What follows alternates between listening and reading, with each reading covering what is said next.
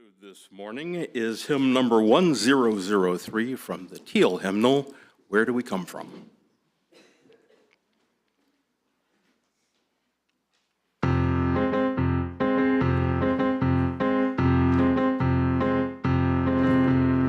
Where do we come from? Where are we? Where are we going? Where do we come from? Where are we? Where are we going? Where do we come from? Where do we come from? Mystery, mystery. Life is a riddle and a mystery, mystery, mystery. Life is a riddle and a mystery. Where do we come from? Where are we going? Where do we come from? Where are we going? Where do we come from? What are we? Where are we going? Where do we come from? What are we? Where are we going? Where do we come from? Where do we come from? Mystery, mystery. Life is a riddle and a mystery. Mystery, mystery. Life is a riddle and a mystery. Where do we come from? Where are we going? Where do we come from? Where are we going?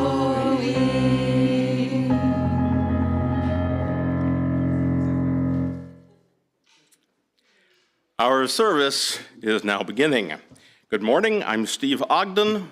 Glad to welcome you here today, and a special welcome to our friends on Zoom and YouTube.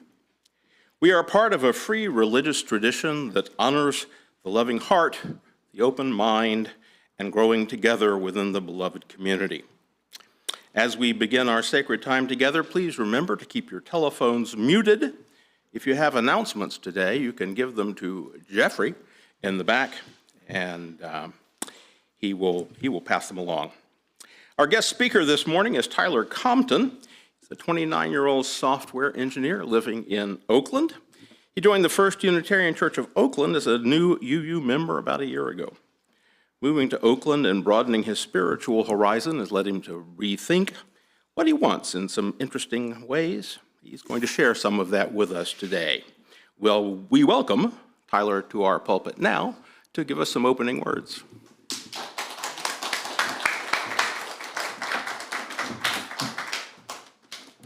Good morning, everyone. Good morning. It's an honor to be here today. I really appreciate you bringing me on.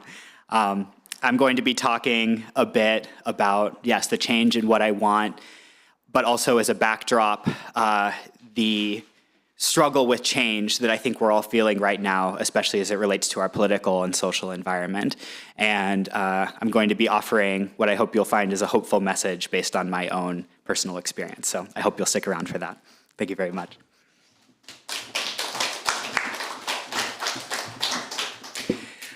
Our fellowship stands on land that is today called Berkeley, California, located in the unceded territory of the Ohlone people. We envision a Bay Area where the Ohlone language and ceremony are an active part of our cultural landscape.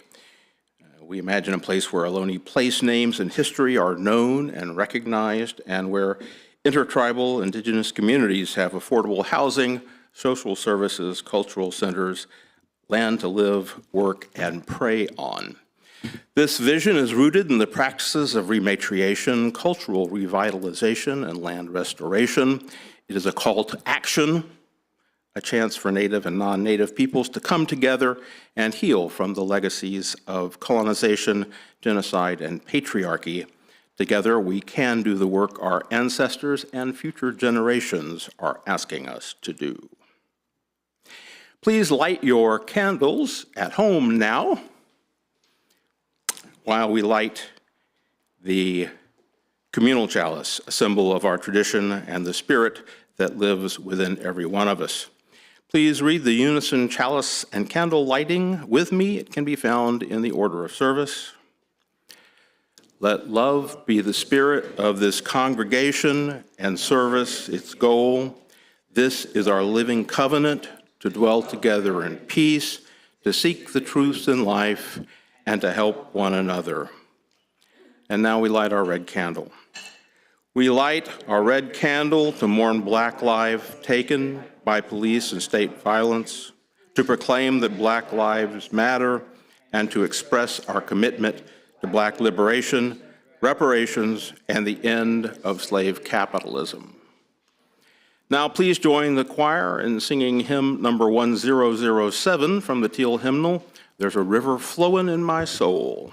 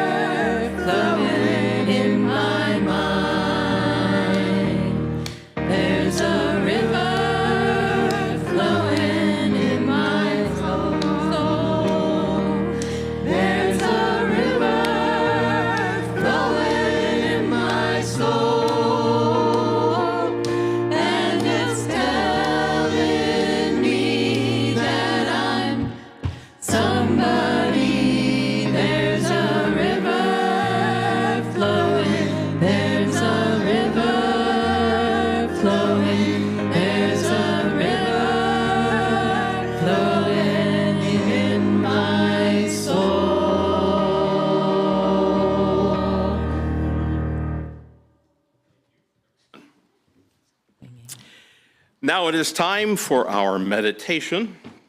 In a moment, I'll sound a chime to lead us into a period of silent meditation.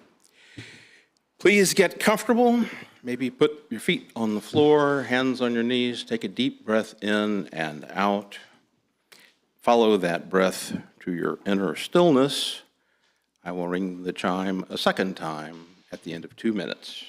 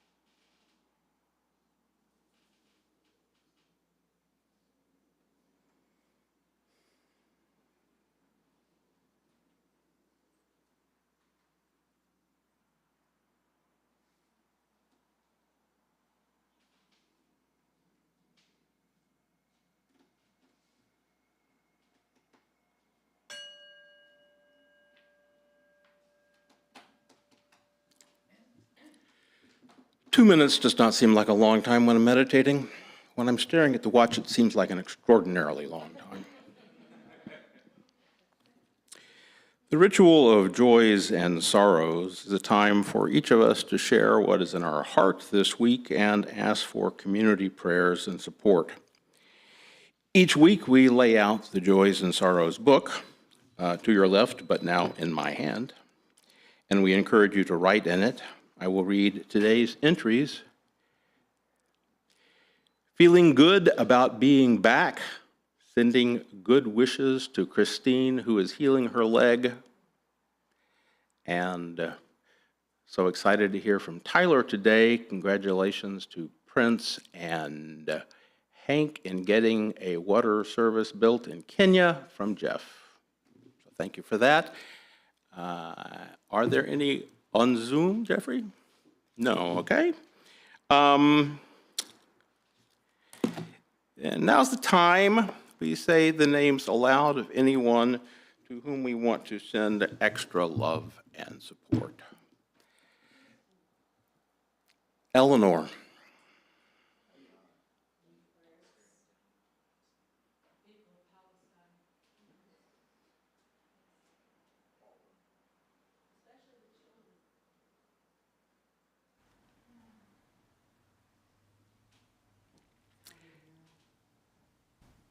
And now we move to the silent part of our morning ritual.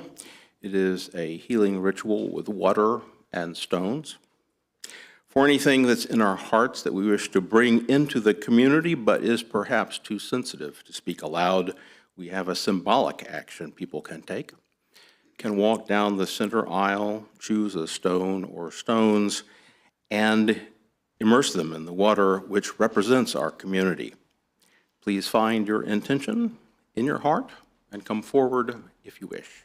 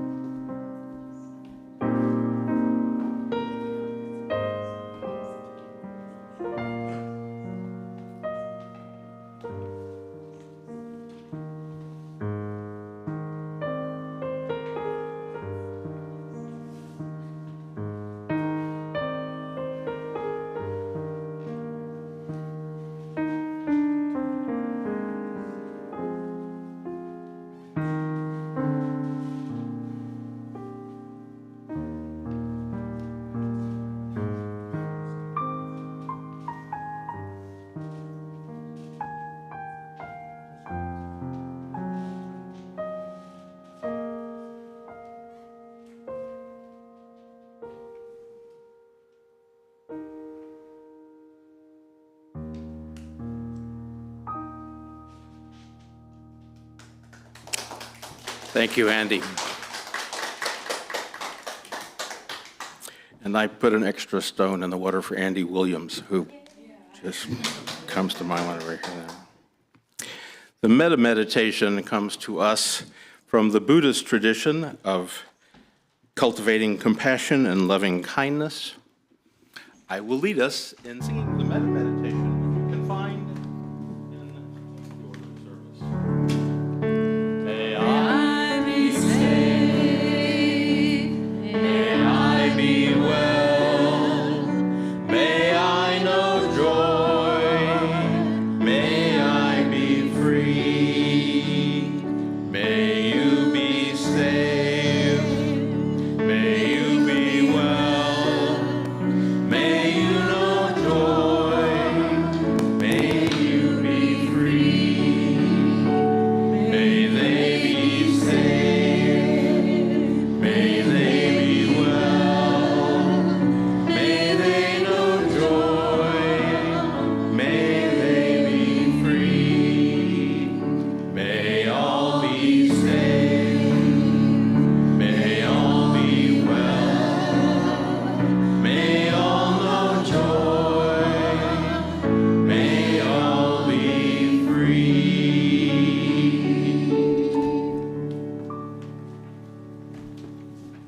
I've only done that about 100 times, and yet I needed to have a cheat sheet in front of me just to make sure that I got them all in there.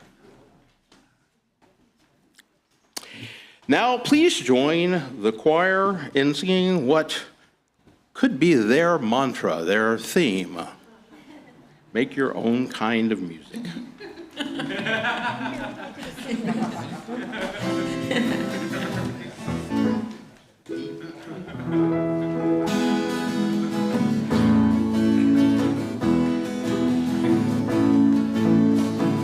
Nobody can tell you there's only one song worth singing. They may try and sell you, 'cause it hangs them up to see someone like you. But you got to make your own kind of music, sing your own special song, make your own kind of music, even if nobody else sings along. You're gonna be nowhere, the loneliness kind of lonely. It may be rough going, just to do your thing is the hardest thing to do. But you got to make your own kind of music, sing your own special song, make your own kind of music, even if nobody else sings along. So if you cannot take my hand, and if you must be going, I will understand. Make your own kind of music, sing your own special song, make your own kind of music, even if nobody else sings along. You gotta make your own kind of music, sing your own special song, make your own kind of music, even if nobody else sings along.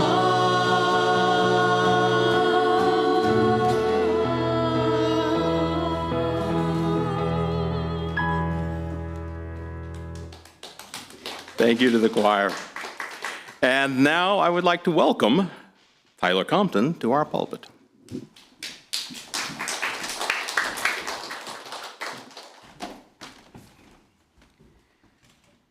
Right. Well, thank you all again. Just getting my notes up here.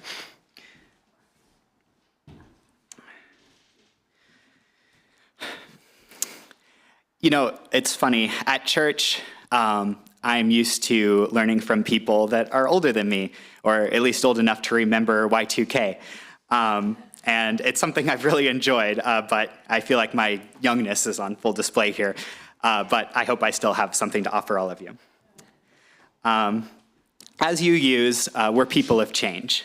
We embrace change, we believe in its importance, we try to find comfort in uncertainty. It's part of our practice that has always felt really meaningful to me and has helped me through a lot of hard times.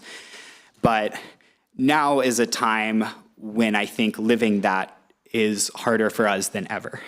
A lot of the change that I see in the world right now deeply concerns me, and I know deeply concerns a lot of you too.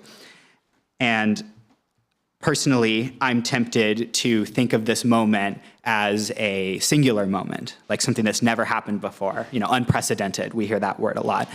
But I also think that maybe it's not. And I look to my own experience for examples of times when I've dealt with uncertainty and got through it as a way to help me through this time. I don't know what kind of country we'll live in a few short years. I don't know what kind of values it will have. I don't know how it will see my friends and family who don't look the way or act the way those in power want them to. And with all this happening, I wonder about what I'm going to be called to do. If I want to live the values that I believe in church communities like this, what will I be asked to do? What will we be asked to do? And will I be able to meet that moment? As many nerdy, socially challenged people as I grew up on the internet. I started my career in software, reading tutorials online. I developed my media taste online, and I witnessed many tireless efforts to mold my sensibilities online. The internet of the 2000s and 2010s were chock full of curious, confused young men like me who felt out of place in most social situations and were really looking for some kind of sense of belonging. It was a goldmine for anyone who wanted to affect the next generation. Kids like me were really hungry to adopt a worldview that spoke to their concerns and spoke to their fears. And personally, as a man, the only experience that I can personally speak to, I found the 2000s to be an interesting time to grow up and figure out what that meant for me. Thanks to the tireless work of social activists in the 20th century, women could live fully independent lives, and the artificial role of men as the sole provider was melting away.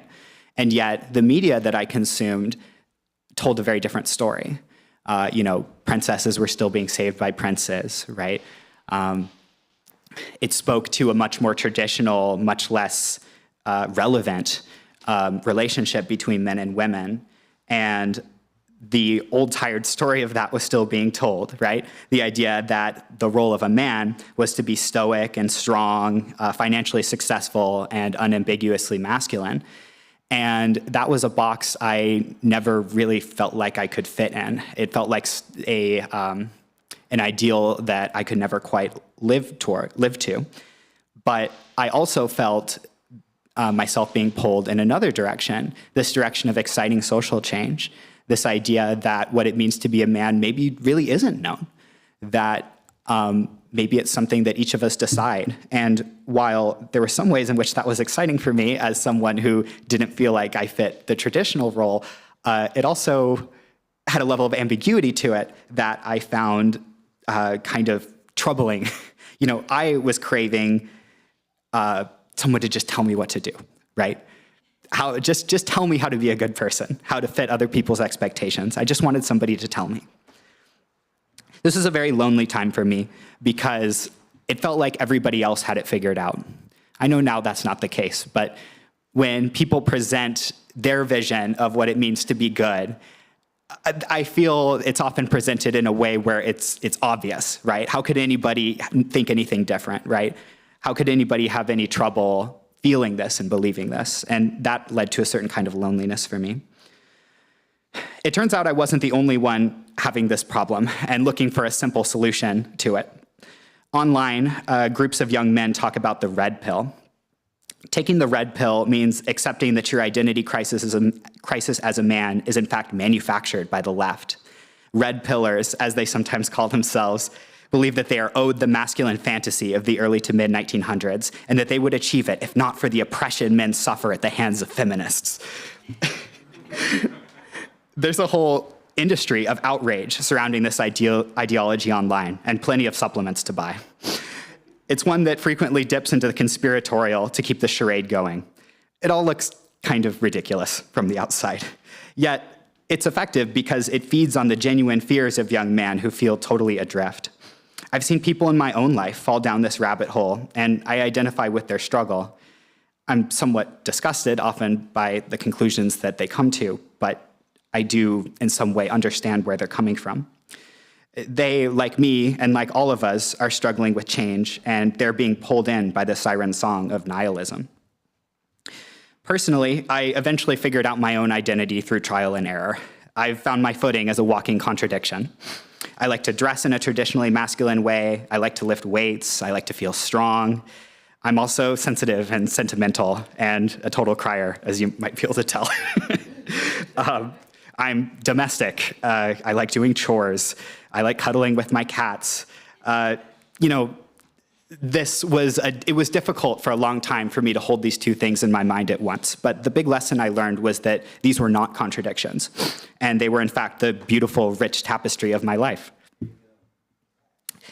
I was afforded the time to figure this all out thanks to the support of my family and friends, who I'm incredibly thankful for. But I do think about how different my life could have gone if I was a little bit more isolated. I could have fallen into a much different crowd. I think that something like this draw to nihilism can happen to any of us if we don't have the support systems we need to deal with challenges in our life. At this political and social moment, I also feel the pull towards nihilism, even now. It's really exhausting to care about justice at this moment, but I know that I can lean on the wonderful community that I have, and together we can maintain hope for a brighter future. And I think that maintaining that hope is the greatest act of resistance that we can provide. And I really thank all of you and see all of you as the community that helps me do that. I know that when I'm called to do more for the people in the world who are suffering right now, I won't have to do it alone because I'll have all of you. And in those difficult moments in my teenage years, I was looking for a community, and there was a community waiting for me, that Red Pillar community, but it wasn't for me. This community is for me. A community that tells a story of hope and gives me the space to be whoever feels right for me to be at any day, with the knowledge that I'll always have love from all of you, no matter what form that takes. Thank you.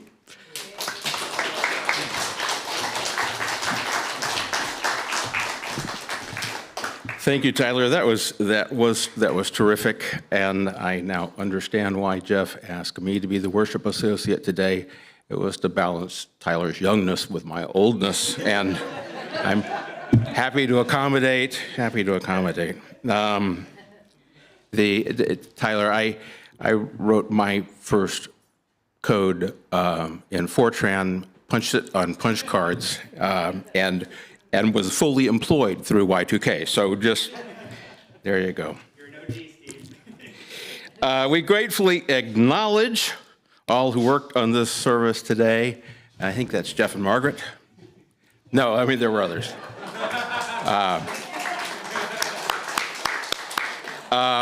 Paul in the back beaming us out to the world. Andy tinkling the ivories. Alex, who got everything set up. The choir, Melissa, Virginia, Barbara, and Margaret. Thanks to everybody who participated. Thanks to everybody who is here with us in the Zoom room. On Zoom, we have Ben Birch, Bill Balderson, Jean Marie and Frankie from Mexico, Jean Lieber, Jinky and Mike Gardner, and Luna Orlando. It's that there are folks here from Mexico reminds me that I wanted to point out that thanks to Jeff and Paul's efforts, we're live streaming on YouTube, among other things, and that people all over the world can see us now. And so while it's unlikely that there are a lot of them listening in, if there are people outside the country listening in, I just want to apologize and say we're really working on getting our act together, and just bear with us. We'll be okay. Check your order of service and or email newsletter for announcements. If you're not on the mailing list, you can sign up at bfuu.org or talk to Jeff after the service. Okay, one announcement from Jeff. The guy cracks me up. So if you we're interested in the writers group today. Can you raise your hand if you're like somewhat thinking about going to the writers group today? I just want to know how many people. I got one. Okay, the other people that were going to come, I don't think are coming today at the writers group, so it might not happen. I apologize for that. But if you do feel like at the end of this service, you know what, I really got to be in that writers group today. I want to hang out with some people and do some writing and listen to other people's writings, different books people have written. They will meet in this lobby today after the little lunch that we have served. Thank you. Thank you, Jeffrey. Now is the time we share our responsibility for the home we are creating together. Our shared plate partner for, this says June, but I think it probably should be September, is the World Central Kitchen. WCK is first to the front lines, providing fresh meals in response to humanitarian, climate, and community crises. In 2010, Chef Jose Andres, ready to use his culinary knowledge and talent to help, headed to Haiti following a devastating earthquake. Cooking alongside displaced families in a camp, he was guided on the proper way to cook black beans the way Haitians like to eat them, mashed and sieved into a creamy sauce. It wasn't just about feeding people in need, it was about listening, learning, and cooking side by side with the people impacted by crisis. This is the real meaning of comfort food, and it is the core value that Jose, along with his wife Patricia, used at the center of founding World Central Kitchen. Please give generously to support BFUU and our shared plate partner. And now, Tom Rudderow will bring another one of his original songs for the offertory, One with Infinity. Please join singing the chorus. This says the words are in the order of service, are they? Words are on that piece of paper. Okay, words are somewhere. Sing along, sing along. Yeah, I sang this song last week, but we decided to do it again because it kind of went with the service, with Tyler's lovely performance today. So sing along on the chorus. Excuse me.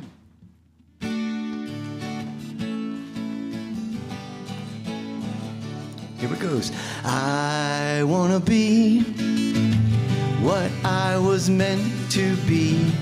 I want to do all that is mine to do, and I want to show the love that's deep inside me. I want to be one with infinity.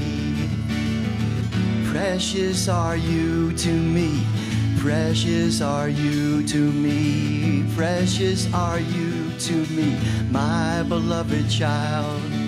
Of abundance, you're worthy, of abundance, you're worthy, of abundance, you're worthy, my beloved child. Open up your eyes and see, look, in heaven you will be. You have never ever left your home. In divine love we are one, shining brighter than the sun, closer to us than we can know. We've never been alone. Sing it with me.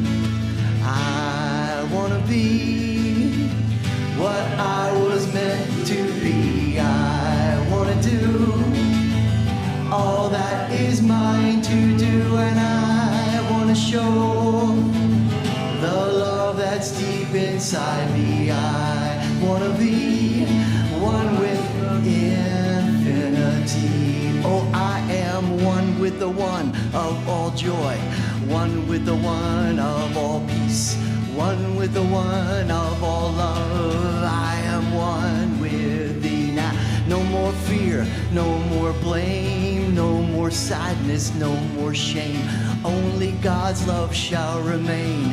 I am one with thee. Open up your eyes and see. Look, in heaven you will be. You have never ever left your home.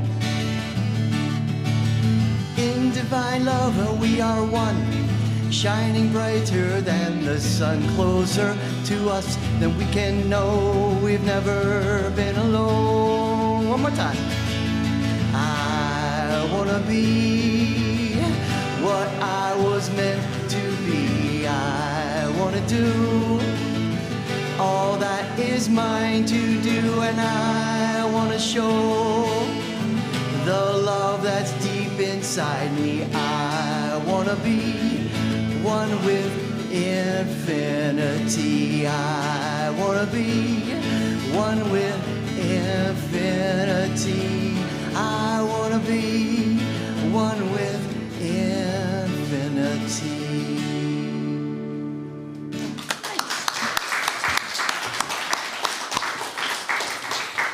Thank you, Tom. And now let us dedicate our offerings to the work of this fellowship, which is creating beloved community within and beyond these walls. We dedicate ourselves and these our offerings. I couldn't help but be reminded of the New Yorker cartoon where the monk approaches the hot dog vendor and says, "Make me one with everything." Please join the choir in singing Time of Your Life.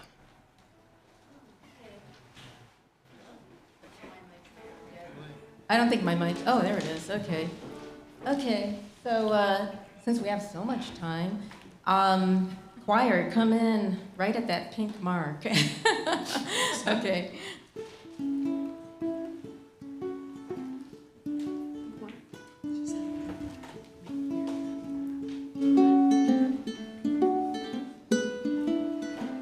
Another turning point, a fork stuck in the road. Time grabs you by the wrist, directs you where to go. So make the best of this test and don't ask why. It's not a question but a lesson learned in time. It's something unpredictable, but in the end it's right. I hope you have the time of your life.